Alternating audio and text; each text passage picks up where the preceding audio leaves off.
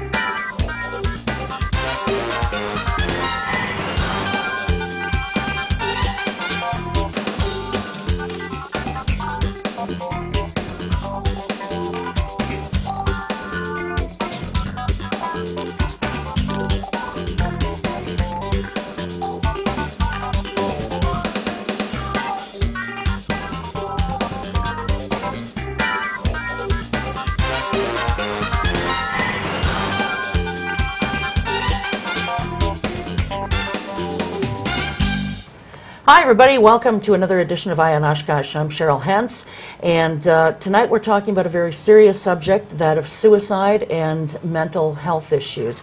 To my left we have Sue Szabo. She's the board president of Community for Hope, Suicide Prevention and Support. She's also a pediatrician at Affinity Health. And to my right, we are honored to have Nikki Kellerman here. She's the board president of NAMI, which NAMI is the acronym for National Alliance on Mental Illness. So we're very, very happy to have both of them here this evening. I just want to throw out a figure here, a couple of figures that were astounding to me when I was doing some show prep for tonight. According to the American Foundation for Suicide Prevention, 41,149 suicides were reported in the U.S. in 2013, and that's the last year that I had figures for. So that means, if you break it down, that someone died from suicide every 12.8 minutes, which just is, I mean, if you think about it, during the course of this hour program, that means that 6 to 7 people will have died during this hour. And that is tragically sad, and that's something that needs to be stopped if we can do anything to help stop it. But those figures that I just gave you make suicide the 10th leading cause of death for Americans in the United States. So we're going to talk about this subject for the next 58 minutes, and you know, hopefully we'll be able to get some help out to folks who may feel that they need it, and certainly get information out to anyone who feels they need it or wants it. So welcome. Thanks to both of you for being here. We appreciate it very, very much. Let's start with the basics about Community for Hope. Sue, why and when was Community for Hope formed? Tell us a little bit about the history there. Okay, Community for Hope was formed in 2001, and it was a reaction to several youth suicides. There were 7 youth suicides within a short amount of time. And what year did you say? 2001. Okay.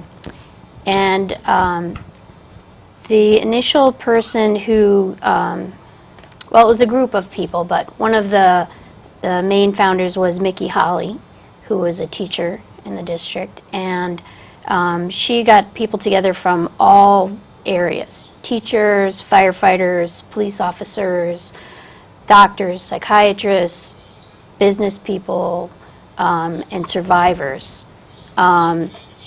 And had a big kind of brainstorming effort. You know, what can we do? What should our mission be? What kind of things can we do to work on this? How can we build a grassroots organization? And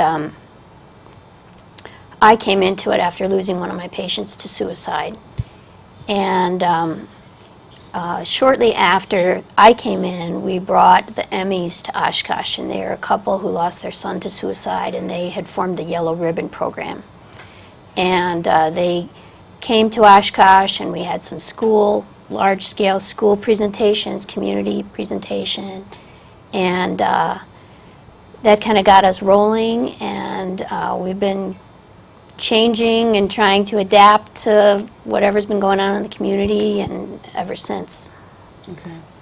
We've gone through a lot of changes in 14 years. Sure. And still, 14 years is kind of still in your infancy almost, you know, Yeah. with the way things keep changing so quickly in this particular area. Although we're the second oldest community suicide prevention group in the state. Wow, okay, excellent. So what about NAMI, National Alliance on Mental Illness? You're the board president, but just from May, you said. Newly elected. Yay! A little nerve-wracking. Congratulations. Thank you. And I'm sure it wasn't nearly as contentious of an election as what we're experiencing right now on the campaign trail, No, right? definitely not. Yep, I'm So- very thankful for that. Yes, indeed. You don't have to deal with Donald Trump either, so Yep, that's another pretty plus. happy. So what about NAMI? What, you know, we've said what it stands for. What is its history? Who do you serve? The national organization originated in 1979, and basically it was a grassroots organization that came around to educate individuals, to support individuals that are living with mental illness as well as their family members, and to advocate for more change and more support in communities for individuals living with mental illness and their families. NAMI Oshkosh has been around for quite some time. I think we're going into about 30 years. Okay. Yeah, we've been around for quite some time, and we're hoping over the next couple of years to grow and get a greater presence in the community. We've been here a long time, but basically have been thriving off the efforts of individuals who, without, we would not have survived, who are family members of individuals that have been diagnosed with severe persistent mental illness, and they went through some of NAMI's signature programs. Family to Family is one of them, so they went to a program to learn a little bit about what it's like and the things that you can do to support your loved one when they've been diagnosed with mental illness. So they've kind of kept us going, and we're expanding our board and doing a lot more collaboration and hoping to get pretty involved in the community and the conversation. So That's it's great excellent. being here. I first heard of NAMI probably about, oh God, time is flying the older I get, but I want to say it was probably about 6 or 7 years ago. My partner works in law enforcement and had to go through some presentations that NAMI was doing.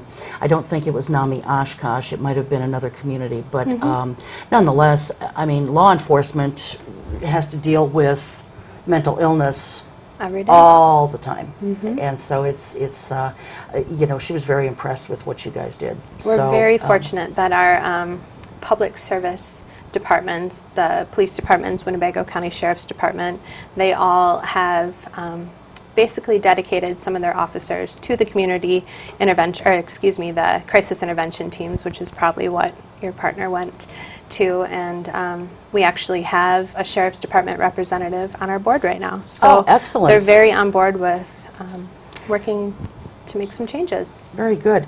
Now, I was also told, and by the way, just to let you folks know who are watching this, the executive director of Community for Hope was supposed to be on this evening, and she had a family emergency. So we've kind of been changing things up here almost at the last minute and up until the 11th hour pretty much today. So we're very, very grateful that Sue was able to be here. But one of the things that Debbie had told me in one of our conversations was that Community for Hope also works with Zero Suicide Coalition. Yes. Okay, and I believe that we have their website address along with Community for Hope and NAMI Oshkosh. But what exactly is Zero Suicide Coalition? Well, it's a coalition of different suicide prevention groups in the state, and the goal is to have zero suicides. And, you know, people say, well, how can you have zero suicides? But then the argument is, like, which ones are okay? You know, is your neighbor's suicide okay? We'll take that one, but we won't have another one. So our aim is zero. And, you know, is it a tough goal to meet? Yes, but it's still worth striving for. You know, when I think about mental health, mental illness, and you can't help but think about it because everybody gets depressed. And I want to talk a little about that fine line between just having the blues and actually having something that's a diagnosable mental health issue. But, you know, when we think about this, we think, okay, I should probably get involved in something somewhere. I should probably see a counselor. How does one know when they're really just kind of having the blues? And the blues can last for a couple of hours, they can last for a couple of days, they can last a few weeks or a few months, but how do you know when you're crossing that line and you should maybe get some help? Well, a couple of things that we go by is, do you have a persistently low or depressed mood that lasts for more than 2 weeks? Because everybody can have a bad day or a couple days here or there, but is it every day? You know, does getting a good night's sleep not help? You know, are you having trouble sleeping or sleeping too much? Have you had a big weight gain or a weight loss, eating too much or not eating anything, major change in your habits, trouble getting your work of life done? You're not going to school or you're not going to work. You're not bathing regularly. You know, kids not going out with their friends, not doing their usual things. Loss of interest. Yeah, loss of interest in their usual things that make them happy. And the usual things that allow you to kind of break out of a bad mood just not working. So that's when you think, okay, this is more than just the blues or just you had a bad day or two or you hate your job or whatever it is. Okay. All right, so really something that is, I think you used the word persistent. Right, something persistent. that really continues on, and you just don't want to do much of anything. You don't want to get out of bed or anything, really. Social isolation, Yep. that's a huge thing. Withdrawing from your family, your friends, your pleasure activities. You know, it's, if somebody notices those things about somebody they care about, those blues are persisting for sure. And Sure. it's time to move forward and get some help. So how does someone get involved with either of your organizations? And then we want to talk more about some of the risk behaviors, and we've got a slideshow that we want to show also. But how does someone get in contact with you folks? And why would someone contact Community for Hope, and why would someone contact NAMI? You want to go first? Okay. I consider NAMI as kind of the information and referral center. We're kind of the hub. We carry a ton of information, and we will refer individuals with, for example, suicidal ideation or struggling with the loss of a loved one to Community for Hope and other agencies in the area. We focus on that persistent, severe mental health. So our programming, our signature programs, are geared towards the individual that's either struggling with their own mental health issues and wants a greater understanding, or family members and friends who are also looking to support their loved one. And our group programming is more supportive in that way, as well as psychoeducational, I guess, when you come into certain things. But getting in touch with us, we have our websites, we have Facebook, we have an office downtown in Oshkosh. While we don't have somebody there all the time, we have somebody that's always checking emails, always checking the phone, and we're, you know, willing to take those calls and get back to you as soon as we possibly can. A lot of the things that we do get are individuals that are looking for help for their loved ones. And basically, we're kind of the information and referral center to get them in touch with anybody in the area that we possibly can to help. Unfortunately, our services don't provide, you know, those financial assistance and different things like that. And sometimes I think there's a misconception there that we might be able to do that, or might be a treatment provider or a treatment program. But I consider us more of kind of the information and referral hub, the collaborative agency that wants to get you involved and get you to where you need to be to get the help you need. Okay, so someone is monitoring the email or the or the voicemail pretty closely. Yes. Okay. All right. And now, Community for Hope, You guys have a website, and then there's a phone number. Yes, we have the phone number, and that phone is kept by our executive director, Debbie Peters, and she monitors that phone frequently to check for messages and that kind of thing. And some of the things that we offer is a suicide survivor, or SOSL, Survivor of Suicide Loss Support Group. Okay. And that's for people who have lost someone that they care for, you know, to suicide. And we have those groups in Neenah and in Oshkosh. Okay. So, and if you needed to find out when they were, you could get that on the website. Okay. Debbie also gets a lot of calls just from people that have questions. They might have a relative or someone they know that's struggling, and they want to know what to do, and you know, she can refer them to, you know, the 211 line or the crisis line. You know, we don't do therapy. You know, we have the support group, but it's a true support group, so it's not a therapeutic group.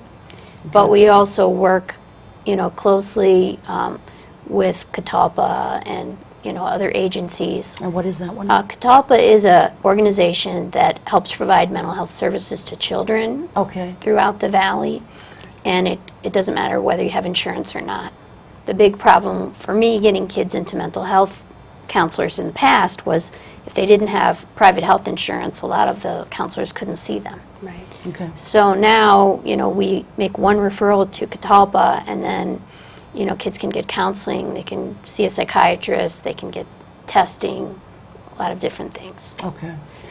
Now, the support groups that you mentioned, and we'll stress again, they're support groups, not therapeutic type groups, but they are support groups, and are they inherently different from someone who has just suffered a loss from an illness or an accident or something like that? Yeah. It is different? It's very different. Okay. People who've lost someone to suicide have a different set of issues. You know, sometimes there's guilt involved, there's anger, you know. It's just a different kind of grief. And it really helps survivors to talk with people who know what they're going through. I shared this with Debbie when we were first talking about this show, and I this evening shared it with both of you before we started taping. I have had two people in my life commit suicide in a relatively short period of time. My mother committed suicide on her 50th birthday, and I was going through a divorce at the time, and my estranged husband wanted to get back together, and I did not, and he basically threatened me with that, and he said, you know, if you don't do this, I'm going to end it just like your mother did, and he knew that that would, I think that he knew that that would sort of punish me a little bit, because he knew how close my mother and I were, and he knew how devastated I was when she passed. And but I was stubborn, and I knew myself, and I knew that I was not going to go back into a situation where I didn't feel comfortable, and so I said no. And ultimately, you know, he passed also. And so that was 2 suicides within a 2.5-week period. And it was, you know, people say, God, and look at you, you're so together, you know. But that was a horrible time for me, and I didn't know what I was going to do, and I didn't know of any support groups offhand. You know, we're talking 35 years ago. Sure. It was a long time. And so I'm sure that those are very helpful to people who avail themselves of those opportunities. For myself, I found a very good counselor and worked the problems through. Now, unlike many people, I didn't feel any guilt. I kind of sat there and said, well, you know, what if I had done this differently, or what if this had happened as opposed to this? But, you know, at the end of the day, that doesn't serve any purpose. Right. It's not going to bring the person back. It's a stage that people go through in their grief, and hopefully eventually they find some peace with it. Yeah. but it can take a long time for a lot of people. Survivor guilt. Yeah, survivor guilt. But yet, you know, to this day, if someone says, you know, I'm very depressed and I just don't see the need to go on and I don't really want to go on, to this day I still am not sure what exactly to say. You know, but one thing I learned from Debbie in talking about this show was that you don't say, you're not going to do something stupid, are you? Right. Right. Right. And I then want they to talk won't tell about you. that because Yeah. I know for a fact that I have used that very line. Yeah. And to my way of thinking, there's nothing wrong with that, because for them to end their lives, for them to end their life would be stupid. What You it know. does, the problem with that is that it shuts down the communication. Right. They're like, you're right, I won't do that. But you have to leave it as an open question. And you have to say, you know, you're looking really down. Some of the things that you've been saying lately are worrying to me. Right. And have you been thinking about hurting yourself, or have you been thinking about suicide?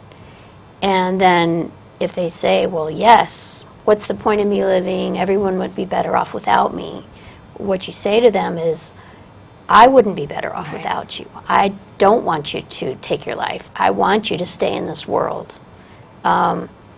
We had a speaker several years ago, Kathy Cronkite, who's the daughter of Walter Cronkite. And she had had severe depression and had been suicidal. And one of the things she said when she came and spoke to us was, there's a U-shaped space in the universe that no one else can fill. You know, so every person is unique, every person is valuable, and you have to kind of let that person know. And they still may not believe it, because they may be so depressed that they won't believe you. But that's when you have to take them by the hand and make sure they get help. Sure. Like I said earlier, we've got those websites of, you know, NAMI and Community for Hope, and also the Zero Suicide Prevention, and we're going to be putting those up throughout the show. Now, I don't know that we have the actual phone number for Community for Hope, but it is 233-7707. That's the crisis line. Okay, all right, Can I see your bracelet? of course. Let's see if I I was got going it. to say, I the got- National Suicide Hotline is also a it's really right there. important phone number Okay, to have out there. What is that? I have it right in here somewhere. But this would be a good number for them to call if they're... Yes, crisis line is perfect number to call. Okay, so the crisis hotline number is 920-233-7707. And then we've also got a national hotline. The national hotline number is 1-800-273-TALK. Oh, that's easy to remember. Easy enough. And anybody can call that, whether you're a family member, a concerned friend, an individual that's thinking about, you know, that has suicidal ideation. And I think one of the most important things to remember is, if you're a loved one and you feel strongly that the person you love is in danger or a threat of harm to themselves, is to call 911. You could be saving their lives by involving. Yeah, or 211. Yep, or 211, just getting involved. I do have the phone number for Community for Hope. Okay. It's 920-230-4840. And our email is communityforhopeoshkosh, all one string, @gmail.com. Okay, so at this 230 number, do you have someone there 24/7? It's not 24/7. Okay. That's our executive director, Debbie Peters, carries the phone. Okay. But she does check it frequently. Okay, and so if someone feels that they need help almost instantaneously, 911 or 233-7707 or 1-800-273-TALK. And I will try to remember to give you guys those phone numbers again before we're off the air here.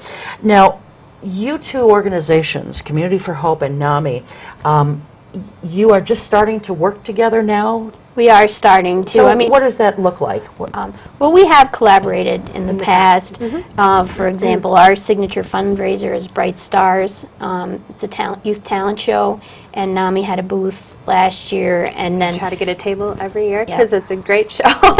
and this year when NAMI did the walk, me and one of the other board members from Community for Hope, we had our booth there at their event. Right. And, you know, NAMI has come to our meetings and vice versa, but we're hoping to do some joint ventures this spring. It's Hosting the walk together. It's a perfect coupling. One of the statistics out there is 90% of individuals who die by suicide have an underlying mental health issue that hasn't been addressed or is not being treated. That's an astounding number, and it makes so much sense for us to be working together and having a strong collaboration in the community. Right. Well, how do we, I mean, I started to allude to this before, and then we started talking about something else. But, you know, when budgets are forever being cut, and we're hearing more and more about suicide and mental health every day, I mean, you can't go through 1 week in this country without seeing or hearing or reading about someone who has finally snapped, if you will, and I know that's probably not a politically correct term, but actually I think there's a show called Snapped. There is. But, you know, they finally reached the end of what they can handle, and, you know, they take people hostage. They go on a shooting rampage. Right. And then ultimately, in many cases, they end up committing suicide themselves. You know, how are we supposed to help get a handle on this or get zero suicides when we can't get enough funding just to take care of the mental health issues that we have? Well, that's my soapbox. I could talk all day on that if you want. It's a really difficult situation, and I think that we're seeing a lot more of that in the media because it's something that we're trying to get information out about. But I also think that it's becoming more prevalent in our society because the economy has taken such a strong turn in the last few years, or many years, I suppose, at this point, where individuals are losing their health insurance and they're not able to get their medications or get the counseling or the things they need. The homeless population's growing, so you have a lot more individuals that are losing their homes, in turn losing their families, as well as most of their supports. There's so many things in society that are happening due to the economic crisis. And, you know, it's organizations like Community for Hope or NAMI or other grassroots organizations that really are the backbone of trying to make change or making this, I think, known in our communities. Sure. We're grassroots. We want to educate. We want to advocate. We want to pull communities together, and we want to make these changes. And, you know, it's tragic when you see individuals like Robin Williams take his life. Yeah. And then you find out, oh my gosh, this man has struggled for so long, and he brought so much happiness to so many people. But at the same time, it puts a spotlight on things that we really need to communicate about. And our community is supportive. The walk, we had over 650 walkers last year. Wow. It was amazing. It was a tremendous outpouring of support because suicide touches each and every one of us. It's the loss of one person creates a ripple effect that affects so many people. And I think that that's one of the things I'm excited about in the next year, working with Community for Hope.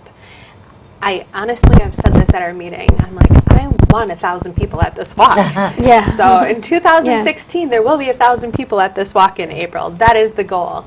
But it is, we bring all the community partners there, and booths are available, and people are able to get that information. And we also provide support to those individuals that have lost somebody.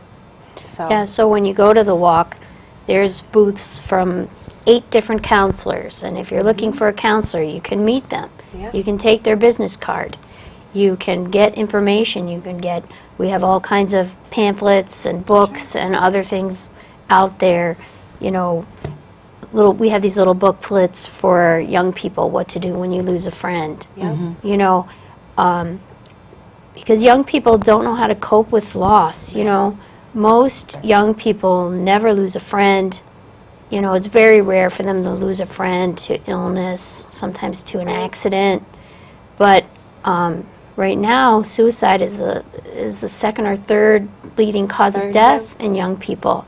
And so when that happens, they don't know how to respond. They don't know how to cope with it. And so sometimes they also die from suicide. They can go in little clusters like that because it seems like a viable thing to do because their friend did it. Sure. And so how do Suicide you, pacts. and so how do you intervene at that point to let them know, you know, this is not the way to go. There You are know, options. there's other options and there's other ways to get joy back in your life. And we Right. have a very large amount of youth volunteers at the Suicide Walk, individuals that walk on behalf of their lost loved ones. We offer the opportunity to have a team name on the back of your t-shirt, and last year one of our teams was 60-something people strong. It was Yeah, that's incredible awesome. to see how many people were there. But we also, at the walk, promote other agencies because we know suicide and mental health are linked, but we also know that mental health and AODA issues are linked, and suicide and AODA issues are linked, and homelessness. So we try to represent all these different people in the community at this walk to show people that we really can, we can create bridges, and we have Sure. help, and there is hope, and we want to save lives. I mean, that's really what we're all here for. We want happy, healthy community members That's right. that want to be here with us. And the walk, you said, is in April. When in It April? is. Well, we're torn between the 3rd and the 5th week because there's 5 Okay, weeks so in it April. hasn't been decided No, yet. we're Oh. waiting on the school systems currently Okay, because all they right. have to come up with their athletic schedules and all of that kind of Okay, stuff. all right. But So just typically keep it's- checking websites, right? Typically, it's the 4th week of April, but this year we're going to have to go the 3rd or the 5th because the Oshkosh Marathon is the 4th. There's Okay. 5 weeks, and we're kind of a little, everything's screwed up about it. But it will be in Okay, April. So just keep checking NAMI, Oshkosh, and Community for Hope's Yeah. websites, and it'll be on there. And Go ahead. Community for Hope's big event coming up is February 12th, and that's Bright Stars for Hope. And that is our youth talent show, but it's also a big awareness event. Yes, it is. We have a silent auction, and we have great music and entertainment, but we also talk about our mission, and we have all our materials there and booths there for other agencies. And it's just another way to get the word out that, you know, this is something that's happening in our community, and rather than stick your head in the sand and hope that it doesn't come near you, that you know what you can do personally, because everyone can do something. Sure. And where is that held, Sue? That's held at the convention center. Convention Center, okay. All right. You talked a short while ago about, you know, the fact that youth suicide is now becoming, what did you say, the second?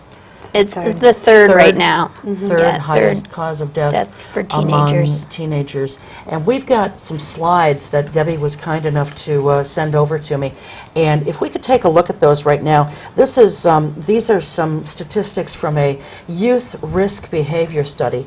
And if you guys just want to look up at the screen there, and we can, I know it's a little hard for us to read here in the studio, but these are 2013 and 2014 behavior study data that we're looking at here. So talk to us about those figures, those numbers, and then we'll go on to the next slide. So it was they studied, I think that's 6,290 high school students between grades 9 and 12, and it was from the school districts of Menasha, Neenah, Amro, Oshkosh, and Winneconne. And it was administered by the state of Wisconsin in collaboration with the Center for Disease Control. And let's see, CISA 6 compiled the data and created the reports. I think you should go to the next slide. Okay, next slide, please. There we All go. right. Now, there's kind of a graph of what the study showed. So this showed that 26% of the students surveyed during the previous 12 months felt so sad or hopeless almost every day for 2 weeks in a row that they stopped doing their usual activities or some of their usual activities. Scary statistic. Yeah. Those really are, and yet it's for 2 weeks. During that 2 weeks, well, maybe we should look at the next. Every day for 2 weeks. So Yeah. Right, and so for those 2 weeks, I wonder what they did. Now, does it Yeah. talk here at all? I guess it doesn't, because this Yeah. is another statistic. Yeah. So let's finish up this, and then we can talk about what And they then may have this done or one. what they could have done during that time. during the past 12 months, they asked, did you ever seriously consider attempting suicide? And 19.2% Ninth graders. of ninth graders seriously considered it. 19.8% of 10th graders, 18.7% of 11th graders, 16.8% of 12th graders. And then is that an 18? 18.6% of them were in the students in Winnebago County seriously considered attempting, 13.2% in the state, and 17% in the nation as a whole. Okay, next slide. And then during the past 12 months, how many times did you actually attempt suicide, one or more times?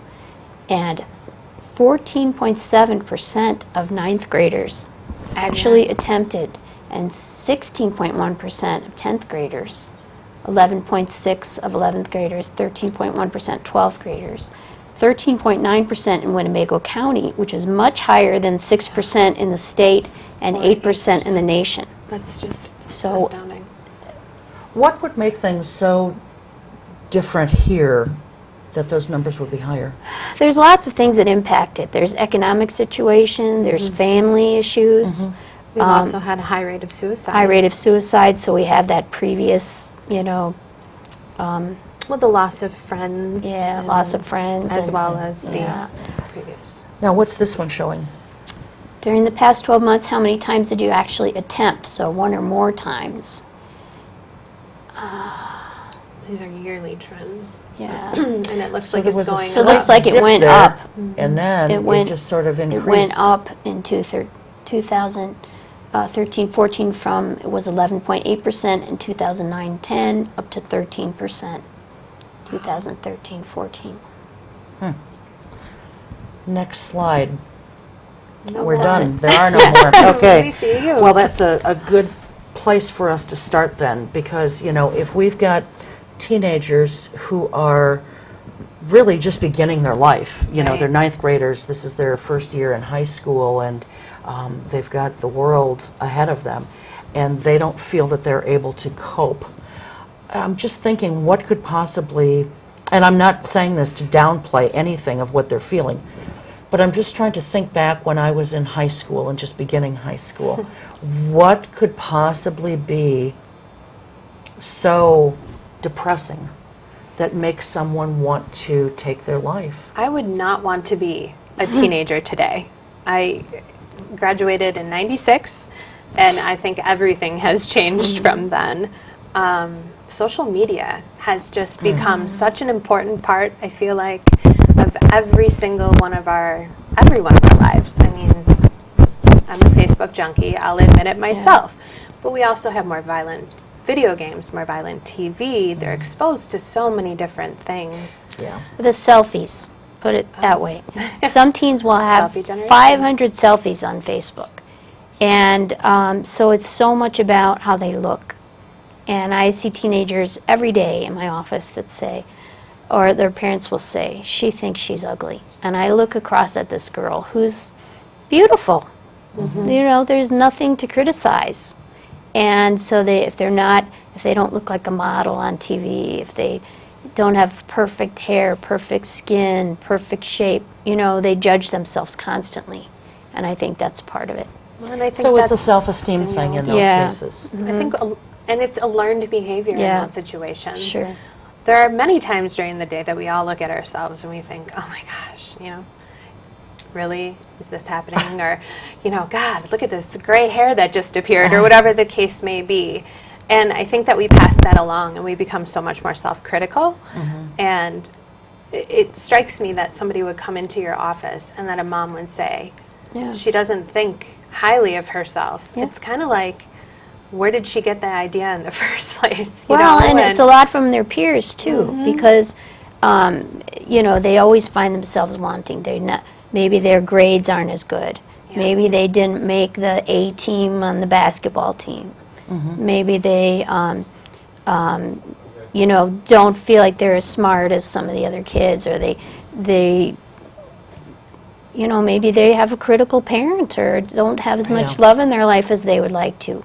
Maybe they have a parent who's incarcerated, or their parents are divorced, and they have trouble dealing with that. I mean, kids have a lot of stress in their lives, and you know, we think as adults, well, what do you have to be stressed about? You don't have a job, you don't worry about the mortgage, but they do. I remember worrying about money because I heard my parents arguing about money when I was a kid.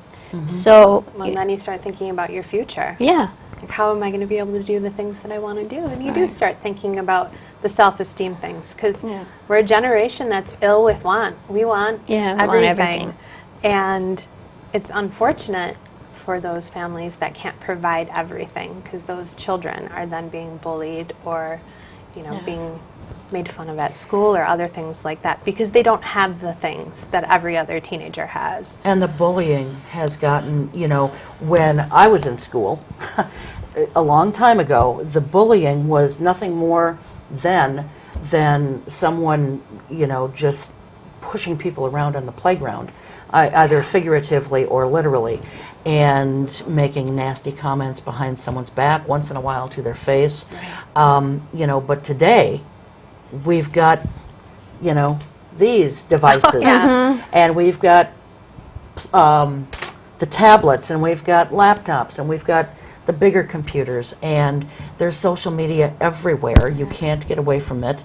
And so it's very easy to bully someone when you're sitting behind a computer screen of whatever size or type it is, and take pot shots at people. you can be a coward. But think about it this way. When I was in school, there was some pretty nasty bullying going on, and it was passing notes. So they would pass a note, and 12 girls would see it. Then, you know, if you look at some other movies from the 90s, somebody would make, like Mean Girl. They make 100 copies of something mean and pass it around the school. Now, something mean on Facebook can go out to 1,000 people. It can go viral in no time. In no time. And so these kids that have died from suicide because they were humiliated, you know, online, or like that poor guy, that student at Rutgers, who was humiliated on the computer. You know, they feel like, how can they ever show their face anywhere again when so many people see that? Yeah, and you really have to have a strong family support system. Absolutely. You know, to help you get through that. And I feel so blessed and thank God every day that I did.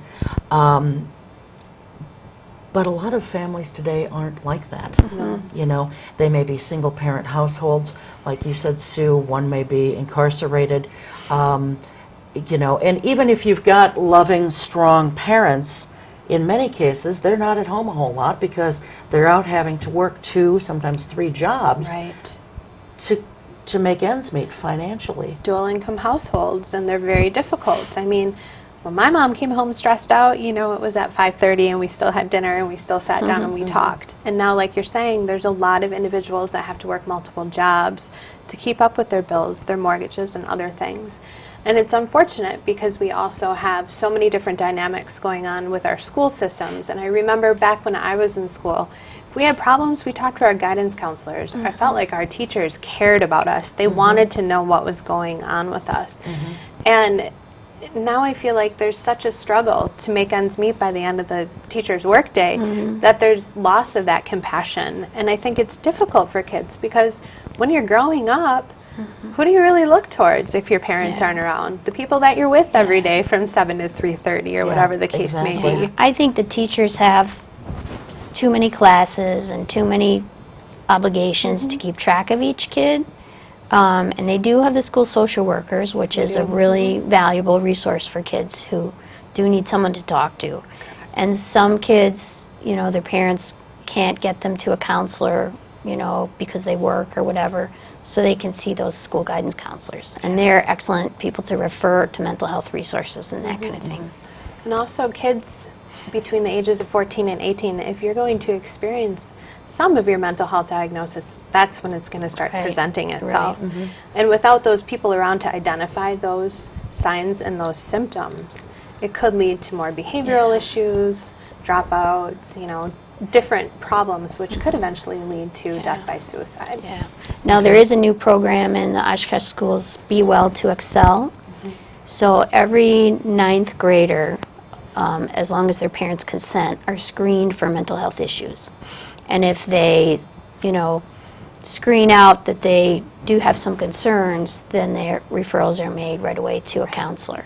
So that's a new thing that's been going on in the past couple of years in the city, and that's a really good thing, because otherwise, you know, you might miss a lot of kids. Get lost in the shuffle. Yeah, kids like Robin Williams, who are all smiles on the outside, but are crying on the inside. Yeah. So what are some of the other, I mean, we talked about what some of the warning signs are, you know, this persistent kind of behavior. Are there other warning signs that may not be quite like that, that people can sort of be looking for? Like a person might start giving away their possessions. Okay. They might say things like, well, I won't be a problem to you anymore, starting soon. Telling people they love them, Yeah. or, you know, expressing gratitude or feelings towards individuals that are kind of out of their behavior. If you go from being a very withdrawn individual for a few weeks and then all of a sudden you're hugging and telling everybody around you how much they mean to you, that's something that could be a trigger, or a warning that some further intervention needs to be had. Okay. When, many times when someone is going to take their life, and I want to touch on that a little bit too, because that's a phrase that is kind of not appreciated by some people. We try to say, die from suicide.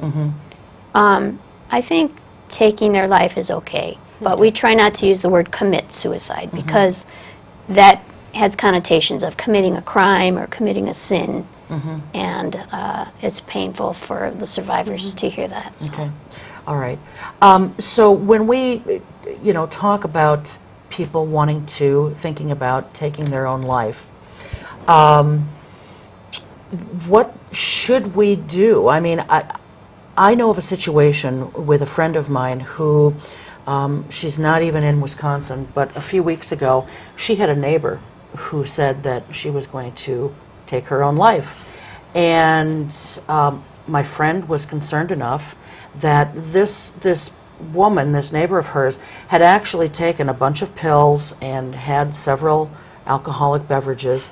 She was concerned, so she called 911 for the paramedics. Well, along with the paramedics came the police. The police took her neighbor away, put her in a 72-hour lockdown. I think that 72 hours is pretty much standard across the country, isn't it? It is. Okay. So now her neighbor, she was already calling her ugly names that night and, you know, saying that she was no friend of hers and this, that, and the other. And I said, well, you know, she's under the influence right now. Maybe that won't be the case in 72 hours from now or whatever. And here it is a week or two later, and, well, it's 2 weeks now, and that's still the case. She still did the right thing, though. She did. That's what I keep trying to tell her, yeah. and she knows that deep down.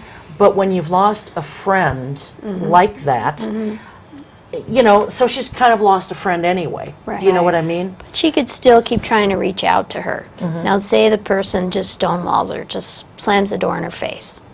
The next step that I would take would be, does she have any family? Does she have anyone else that you could reach out to and say, I'm really concerned about your mom or your sister, you know, and see if someone closer to her can make headway. Because when the neighbor's in a healthy place, eventually when She'll she's in be a healthy grateful. place, she will be very, very thankful. Okay. Yeah, she will be grateful because she'll have her life. But it may take a long time, It could Right. take some time. you know? She's not in a place right now where it sounds like she's really willing to accept help. And it'll take time for that to happen. And once that comes, she'll probably come to terms with the different relationships and the sabotaging and things like that. I also heard of one situation, and this was clearly a mistake, but this was someone else that I know who had taken some NyQuil to help them go to sleep because they weren't able to sleep. And they took a little too much, didn't use the little dosage cup that comes with it, and didn't make it to work. The employer was concerned, had someone do a welfare check, and they actually believed amongst themselves that she was in trouble, and they committed her, you know, to under a 72-hour hold. And she hadn't tried to. Yeah.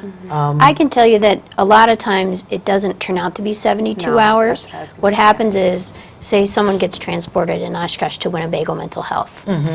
Once they're there, they may have to stay overnight, but when the psychiatrists come in the morning, Right. they question the person, and if the person says, no, I'm not suicidal, they don't stay the whole 3 days. I'm a social worker by trade. Okay. So I worked at Winnebago Mental Health, and I actually worked on the admissions unit and did the 72-hour holds. Okay. And it's exactly as Sue is saying. It might be a night, but if the individual comes in and they didn't have clear intent, and you can tell that this was truly a mistake, there is no way we would be able to keep them, because, I mean, if they're not expressing any sort of ideation or any sort of unresolved mental health issues, it wouldn't be right by the medical professional to keep them there. Can you sign yourself out from a situation like that? Not a 72-hour hold, Okay. or a state facility like Winnebago. Okay. It's not a voluntary hospital. Okay. You could sign yourself in if you're having some mental health issues or suicidal ideation on a voluntary basis to our local hospitals, and they could provide some sort of assistance to you, and then you could choose to sign yourself out at that point, because that's a voluntary admission. Okay. But if the police are involved and you're placed on a 72-hour hold, you're kind of stuck until that But it's doctor not makes the easy, for decision. example, to commit someone, say for a parent to commit their adult child. You have to have, is it 2 or 3 psychiatrists agree? Well, it's a three-party Three-party petition, petition. and it's nearly impossible because the county has to get on board and their corporation council, and it's So- a very difficult process. Yeah, So- I know in that particular case, she was very angry because she said, this is not what was going on at all. She said, I don't even know where they came up with this idea. And because when she called me to say, hey, they're keeping me here, bring me some clothes and stuff, I said, what? You know, I mean, so I don't know where they Well, they had good jumped to that intentions. They had good conclusion. intentions. Exactly. You know, I had someone confront me when I was in residency asking if I had an eating disorder because I weighed 93 pounds. I was skinny, and I wasn't able to eat as well as I normally did because I was working 100 hours a week. And I said, well, thanks for caring, but it just doesn't happen to be true. Yeah. You know, but thanks. Okay. But then they didn't throw me in the hospital overnight. Okay, well, that's... But it's better to take a chance to help someone and maybe make a mistake Take a chance and save a than life. to just say, I'm not going to get involved. Sure. Right. Let's talk about, we're winding down to about 5 or 6 minutes here, but I want to touch on veterans for a while because, you know, we, especially those veterans who are coming back from a conflict situation, you know, we've heard about this going all the way back to the Vietnamese War, and, you know, I don't know that there are enough mental health resources for our vets. And what kind of rate of suicide are you guys seeing among veterans? Now, we don't have the vet statistics because they have their own. I have You some. do? Okay. I personally have quite a lot of experience working with veterans. I have it in here somewhere, I'm sorry. Well, that's fine. But I believe it's about 20. I'll keep looking while we talk about this. But, I mean, there's a lot of different initiatives when it comes to veterans and mental health. I know that it is a priority at the presidential level. There's a lot of money coming in for veteran programs. The unfortunate thing is it's allocated across the country. So in our area, it doesn't look like that we have a lot of resources. But in all actuality, there's not a lot of resources, I don't think, for individuals with mental health issues, regardless of if you're a veteran or you're not a veteran. The waiting lists in our area to get into a counselor or a psychiatrist are 2 to 3 months at times. And if you're a person in crisis, that is just the absolute longest I was just gonna time say frame that's, ever. You know, that if you're already depressed, Right. Right. and then you hear that you have to wait that length of time to get some professional help, Yep. that makes it even more depressing. Yeah. So in a case like that, what would you advise someone to do? I would advise someone to go to their family doctor. Okay. Because that's what I try to do with my patients. I'm an intermediary between the counselor or the psychiatrist. I mean, if I think they need an antidepressant, I can get that started. I see them back in 1 or 2 weeks, depending how bad they are. You know, if I think they're acutely suicidal, then I call a counselor or call the hospital right away and try to arrange an admission. But if I think they're just, you know, they're depressed and they need close follow-up, then I will be the follow-up until I can get them into a counselor. Okay, so that's a very good idea. And I mean, for myself, I might even suggest that someone go to these support groups. You know, sometimes it's a lot easier to talk to total strangers than it is to talk to someone who knows us really well. And I'm not sure why that is, but sometimes it's just easier. Right. You know, I mean, talk to your family if you can, but if you don't feel comfortable doing that, you know, check out the support group or, you know, consult your own physician. I have that staggering statistic if you'd like. it. Sure, yeah. Each day, an estimated 18 to 22 veterans die by suicide. 18 to 22 every day. Every day. That is awful. Yes. And isn't I it mean, more than it's- died in the Vietnam War every year or close to it? It's close to, I think, Yeah. at this point, and I think a lot of it has to do with your access to weapons. Sure. Well, you know, I mean, here they have, in most cases, survived a war, a conflict of some kind, and then they have their own inner conflict that ends up taking them anyway. And again, I've never served in the military. I come from a military family, however, and fortunately we've not had those kinds of situations. Well, my mother's cousin was one, and after his military service, he always had issues after that. And I just don't think that there's enough there to help. I know you said that there's a vast, you know, thing of support systems and so forth nationwide, but boy, when you need it, it just doesn't seem to be there, or you don't quite fit the peg holes that they want you to fit into. Systems are difficult. Yeah. And I think a lot of it has to do, though, with as a veteran, I believe you take so much pride in your service, and it's so difficult to ask for help. And I think it's even more difficult for a veteran to ask for help. There's still a big stigma in the military, There too. definitely is. My brother spent 29 years in the Army, and he's a veteran of the first Gulf War. And, you know, they still have a strong stigma against any kind of mental health. There is, and I think they're trying to Issues. combat that Yeah. because they have to, because 18 to 22 veterans die Yeah. each day by suicide. Yeah. But we do in our area have, there's the veteran, no, I'm not going to be able to think off the top In of my head. Appleton, there's a We have the veterans VA hos- clinic in yeah. Appleton. It's a community-based primary care clinic. There also is a mental health building there. There's veterans crisis lines. There's the VA centers, which are outside of the VA services that operate in each county. Okay. There are services and supports for veterans. We just need to get the word out to veterans that it's okay to talk about what you're going through, Okay. and you're not alone. And hopefully we've just done that. Yeah. And we'll continue to do that. Ladies, that's it. We're out of time. We could spend another hour or two. Probably. But that's it for this hour. So thanks to both of you again for being here. Thank you for We do having us. appreciate it. Thanks Thank to the crew. you. And as always, thanks to you at home or on your computers. We will see you next time. Until then, take care. Keep your eye on us. We've got our eye on Oshkosh.